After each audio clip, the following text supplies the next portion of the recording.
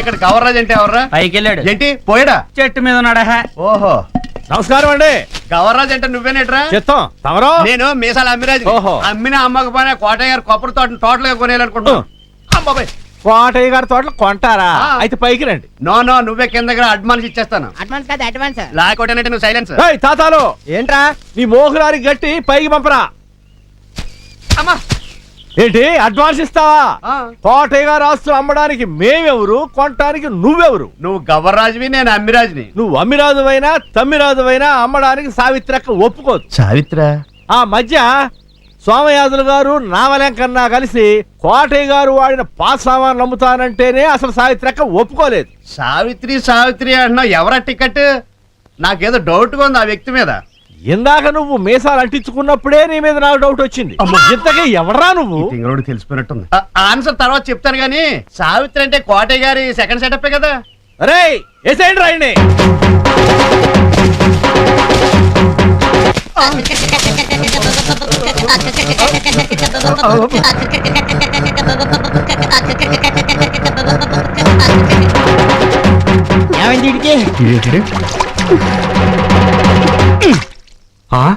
ఏంటిది?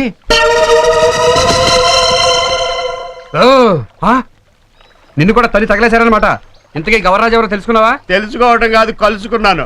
ఆడు సావిత్రి సావిత్రి అంటుంటే నేను మిస్సెస్ అండర్స్టాండింగ్ చేసుకుని. మిస్ అండర్స్టాండింగ్ కాదు, మిస్ అండర్స్టాండింగ్. వస్తున్నా. ఆ సావిత్రి కోటయ్య గారి కీపా అన్నాను, అంతే. చావు కూడా చెవులు మూసారు. సావిత్రి ఎవరు? అది మాత్రం తెలీదు. ఆవిడ ఈ ఊళ్ళో చాలా కీర్తి చేసురాలని అర్థమైంది. కీర్తి చేసులు నిన్ను పోయాక కూడా అనరు. మీరు ఉండండి.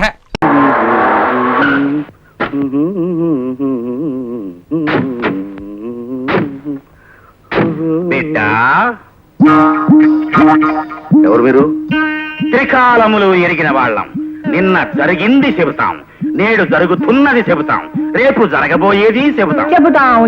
ఏం చెప్పక్కర్లేదు, వెళ్ళండి. అత్తనకు బిడ్డ, నీకు సంతు లేకపోతే మీ అన్నగారి కూనని పెంపకానికి తీసుకున్నావు, అవునా? అవును. చూసిటివా బిడ్డ ఎంత కరకట్టుగా చెబుతున్నా? ఆ బిడ్డ పెళ్లి గురించి ఏం ఆలోచన చేస్తున్నావు బిడ్డ? ఏం ఆలోచన చేస్తున్నావు? సంబంధాలు చూస్తున్నాను. ఒక మంచి సంప్రదాయం గల కుటుంబంలోకి మా పద్మను పంపాలని ప్రయత్నం చేస్తున్నాను. శభాష్ బిడ్డ. ఆ కూనకి ప్రేమ పెళ్లి చెయ్యాలన్న దురాలోచన నీకు లేదు కదా? లేదు కదా. ఏ కోసైనా లేదు. నేనే ఒక మంచి సంబంధం చూసి ఎన్నిక చేస్తాను, పెళ్లి చేయిస్తాను. అది బాగుందిరా పాండు. శభాష్. అన్నయ్య నువ్వా? అవునరా పాండు. మామూలుగా నేను పిల్ల పెళ్లి గురించి అడిగాను అనుకో, నా ముఖప్రీతి కోసం సంబంధాలు చూస్తున్నానని అబద్ధం చెప్తావేమోనని నిజం తెలుసుకోవడానికి మారువేషం వేశాను. నా మీదే అనుమానం అన్నయ్య నీకు. ఈవిడెవరు? మీ వదిన సుభద్ర. ఏమోయ్ తొలగించు ముసుగు. వదిన, నీకు కూడా ఈ వేషాలు ఏమిటి చెప్పు? ఏం చేయమంటావయ్యా? ఈ వేషం కట్టమని ఆజ్ఞాపించారు. ఆయన మాట చదవదాటగన్నా? యథాపతి తథా సతీ కదా. సరే లోపల రండి. అన్నట్టు మీ సామాన్లు క్లోక్ రూమ్ లో పెట్టొచ్చాం, తెప్పిద్దాంలే. పద. అమ్మా, అన్నయ్య వచ్చాడు. ఏమ్మా కులాసానా? బాగానే ఉన్నాను గాని నువ్వేమిట్రా ఇలా అయిపోయా? పంటలు సరిగ్గా పండడం లేదా? పంటలకే అమ్మా బంగారం, ఊరికే మారువేషం వేశానంతే. పద్మా ఫస్ట్ క్లాస్ లో పాస్ అయ్యావట కదా? అవును కదా నాన్న. చూడు, చదువు పాము లాంటిది. ఎప్పుడూ దాన్ని పెద్ద కర్రతోనే కొట్టాలి.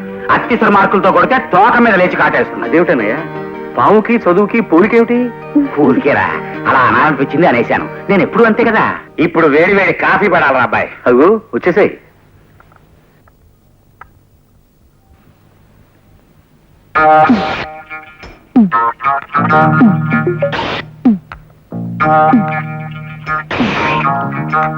ఎవర్రా ఇతను కళ్ళతో దుర్రేస్తున్నాడు? సుబ్రహ్మణ్యం అని నా పర్సనల్ అసిస్టెంట్. మంచి కూరడేలే. మంచివాడేనేమో, కొద్దిగా చేష్టలే కుక్క టైపులో ఉన్నాయి. నువ్వే తాగవయ్యా, సౌండ్ మాత్రం చేయకో. పద్మకి ఏమేమి సంబంధాలు చూస్తున్నావురా? ఓ సంబంధం చూశానన్నయ్య. ఆ పెళ్లి కొడుకు నా దగ్గర మేనేజర్ గా పనిచేసే ఓ కుర్రాడి స్నేహితుడే. మీరు ఇక్కడ ఉన్నప్పుడే పెళ్లి చూపులు కానిచేద్దాం. ఆ పని చేయరా, అల్లుండి మేము కూడా చూసి మార్కులేస్తాం. ఏమాయ్? చూడు సుబ్రహ్మణ్యం, మన మేనేజర్ ఆనంద్ మోహన్ ని ఓ అరగంట ముందుగా ఆఫీస్కి రమ్మని చెప్పి మాట్లాడాలి.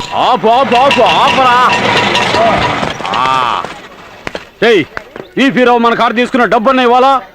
లేదా వాడి కథను ముగించాలా? పిలవండి. కొట్టుకి తాళం వేసింది, కొంపకి తాళం వేసిందన్నా. బయట తాళం వేసి లోపల ఉన్నాడేమో. తాళం ముర బగల కొట్టండి రా.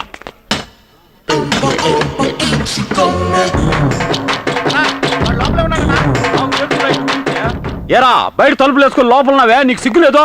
తాళం పగల కొట్టుకుని లోపలికి వచ్చావే, అది నీకు సిగ్గుగా లేదు? ఇప్పుడు నీకేం కావాలి? నా డబ్బులు ఎప్పుడు ఇస్తావు? ఆ? నా డబ్బులు ఎప్పుడు ఇస్తావు చెప్పరా? డబ్బులు వచ్చినప్పుడు ఇస్తా. ఎప్పుడు వస్తాయా? ఇవ్వాలనుకున్నప్పుడు వస్తా. ఈ దారికి రాడు కానీ లెఫ్ట్ కిడ్నీ శాంతి.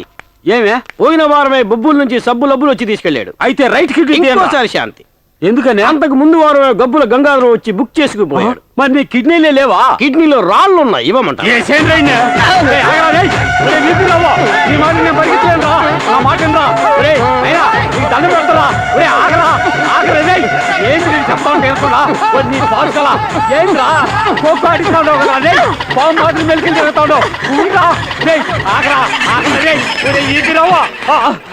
రొప్పు వచ్చింది కదా నీకు కూడా?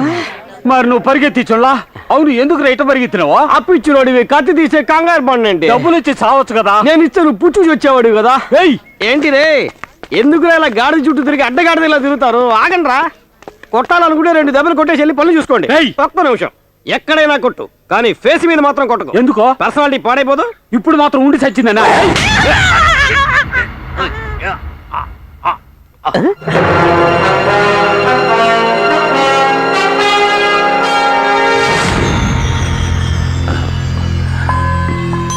నమస్కారం అండి. వైనం తెలియకుండా అడ్డు రావద్దా? అప్పు తీసుకున్న కాసులు ఇవ్వలేదని కొడతా ఉన్నాం. మీరు అతని కొడితే కాసులు రావు, కేసు అవుతుంది. మేము చూడండి కేసులా? అయ్యో, నా ఉద్దేశం అది కాదండి. అతను తీసుకున్నది ఎంత డబ్బైనా తిరిగిపించే పూచి నాది. ఈడి గ్యారంటీ ఇవ్వడానికి నువ్వెవరో? నేను ఎల్ఐసి ఏజెంట్ ని. విపి రావు గారు 2 లక్షల రూపాయలకి పాలసీ వేశారు. ఇంకా 20,000 బ్యాలెన్స్ ఉంది. మంత్లీ 2,000 కడితే చాలు. 10 నెలల్లో 2 లక్షల రూపాయలు వస్తాయి. ఆ డబ్బంతా మీరే తీసుకోండి. అట్నా? అయితే ఓ పని చేస్తా. 20,000 రూపాయలు మొత్తంగా నీకు ఇచ్చేసా. ఈ నరికేస్తా. 2 లక్షలు వచ్చేస్తా. చంపితే రావే, చంపితే రావే, చంపితే రావే. అవునండి, మీరు చంపితే ఎవరు? ప్రమాదంలో చచ్చిపోతే ఇస్తారు. అట్నా?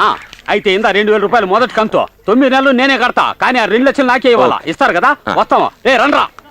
చూడండి ఎల్ఐసి గారు, కరెక్ట్ టైంకి దేవుళ్ళు వచ్చి నన్ను కాపాడారు. కానీ మీరు అనుకున్న వీపీ రావు, నేను కాదు. నేను వస్తాను. ఆగండి. మీరు అనుకున్నట్టు నేను ఎల్ఐసి ఏజెంట్ ని కాదు. ఎల్ఐసి కాదా? అయితే మా నన్ను కాపాడినట్టు? కారణం ఉంది యజమాని గారు. యజమానా? అమ్మో, ఏంటయ్యా? నాకు మీ కంపెనీలో ఓ ఉద్యోగం కావాలి. ఏంటి కంపెనీలోనా? చూడవయ్యా, నా కంపెనీ ఉందని ఎవరో పుకారు పుట్టించారయ్యా. నా దగ్గర ఉన్నది 4 ట్రేలు, 1 కిలో మైదా.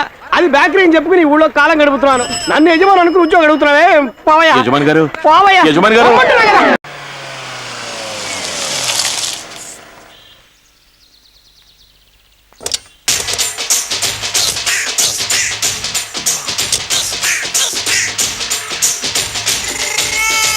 మిమ్మల్ని ఎక్కడో చూసినట్టుందండి.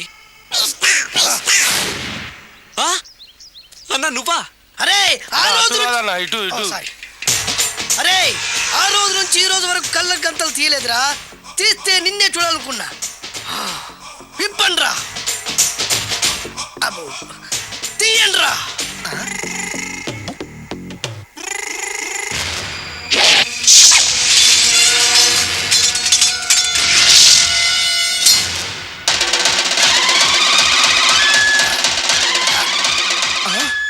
అన్నా, నీ ఎత్తుందన్న కత్తి విశాఖపట్నం ఉక్కు ఫ్యాక్టరీలో స్పెషల్గా తయారు చేయించా.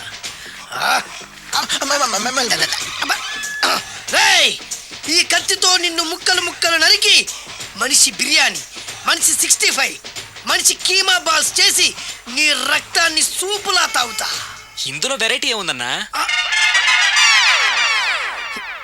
పట్టుకోరా.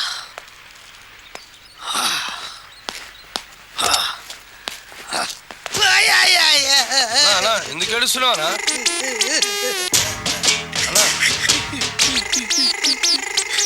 విశాఖపట్నం నుంచి అంత పెద్ద కత్తి తీసుకొస్తే వెరైటీ ఏముంది అంటుడు రాడు. నువ్వు ఏడవద్దానా? ఊకోనా? ఊకో. అరే 2 రోజులరా, ఆడి అంతు చూస్తలేదు. నేను ఏడ్చినట్టు మనలోకి చెప్పొద్దురా. కళ్ళు చూసుకోనా? అలాగేరా.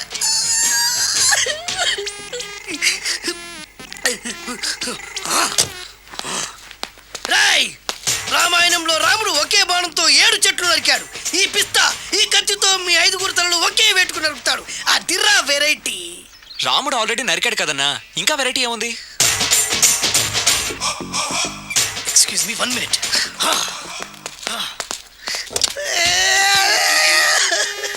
అరే మళ్ళీ ఎందుకు ఏడుస్తున్నావా?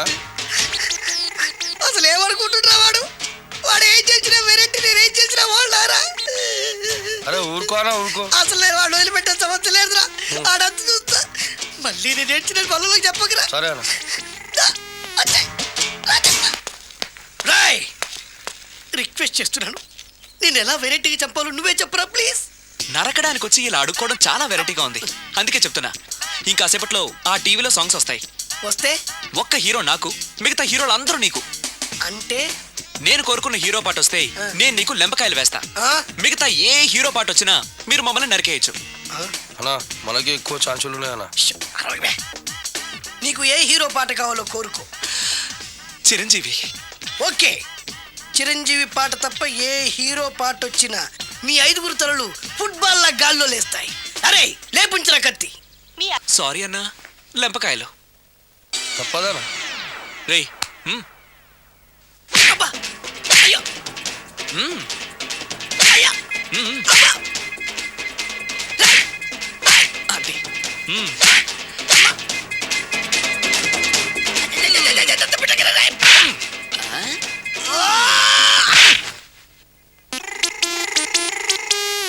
ఇప్పుడే హీరో పాట వస్తుందిరా.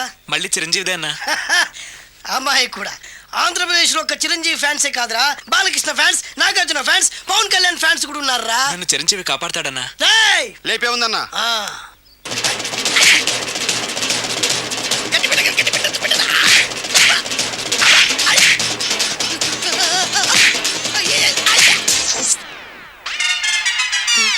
మా టీవీ ఏమన్నా చిరంజీవి దారా? లేదనా. ఈసారి ఏ హీరో పాట వస్తుందో చెప్పరా. మళ్ళీ చిరంజీవిదే అన్నా. రేయ్ ప్రతిసారి చిరంజీవి పాట వేయర్రా. ఈసారి నిన్న దేవుడు కూడా కాపాడలేడు. చిరంజీవి నాకు దేవుడన్నా.